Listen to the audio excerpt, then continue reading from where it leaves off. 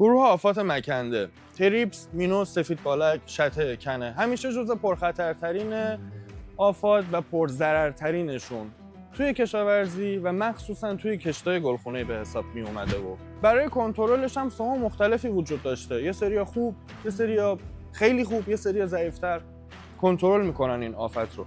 ولی یه موضوع خیلی مهم برای انتخاب سم کنترل آفات مکنده مخصوصا توی کشتای گلخونه‌ای مثل خیار، مثل گوجه که حتما باید رعایت بشه، توجه به دوره کارنس سمی که شما استفاده میکنید. توجه نکردن به دوره کارنس هم باعث این میشه که محصول شما، محصول نهایی شما در بازار مقصد شما به خاطر وجود ماده سمی مرجوع بشه و زیانی داشته باشه و زیان آور باشه برای کشاورز.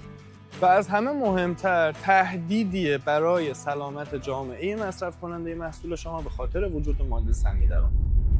اما با این محصول رنج کینگ شرکت اگریکم ترکیه که اتفاقا کاملا ارگانیکه و اصلا از ترکیب چند روغن گیاهی به دست اومده، ما تونستیم این قسمت از مزرعه رو که بسیار شدید درگیر آفت شده رو هم کنترل کنیم با 2 مرحله سمپاشی، هم برای حملات بعدی کاملا مقاوم شده. ما که نتیجه گرفتیم، ما هم دلت میخواد بیا تستش کن، نتیجهشو میبینی.